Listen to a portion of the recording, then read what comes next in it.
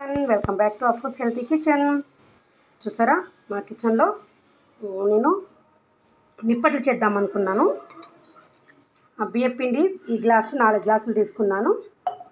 అలాగే ఒక కప్పు పల్లీలు, కప్పు గుండు పప్పులు, ఒక కప్పు, అలాగే ఒటిమిరపకాయలు, కరివేపాకు మిక్సీకి వేసి పెట్టుకున్నాను.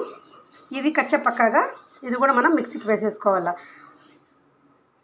ఎక్దమ్ స్మూత్ కాకుండా కచ్చపక్క వేసుకోవాలి. వేసుకొని మిక్స్ చేసి చూపిస్తాను. సరే, అంతా మిక్స్ చేసి ఇట్లా పెట్టేస్తున్నాను. ఒక కచ్చి మూతేసేస్తాను. బియ్యం పిండి, మైదా వేయలేదు, శనగపిండి వేయలేదు, పప్పుల పొడి, పప్పులు ఒకరొకరు నంచుకొని, అలాగే శనగిత్తనాలు, ఒట్టి కారం వేసాను, కరివేపాకు వేసాను, జీలకర్ర వేసాను, వాము వేసాను. అన్నీ మిక్స్ చేసి ఇలా పెట్టేసాను. ఒక 10 మినిట్స్ తర్వాత నిప్పట్లు స్టార్ట్ చేసేస్తాను.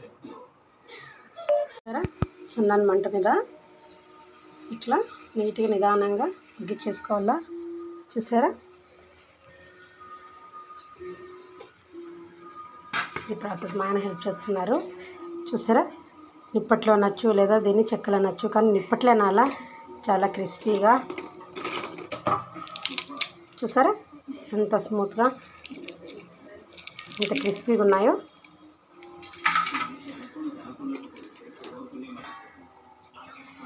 ఈ చిన్న వీడియో మీకు నచ్చితే, నిప్పట్ల వీడియో నచ్చితే లైక్ చేయండి, షేర్ చేయండి, సబ్స్క్రైబ్ చేయండి.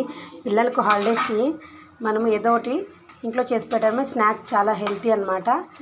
కంపల్సరీ నేను ట్రై చేస్తాను, మీరు కూడా ట్రై చేయండి. Thank you for watching.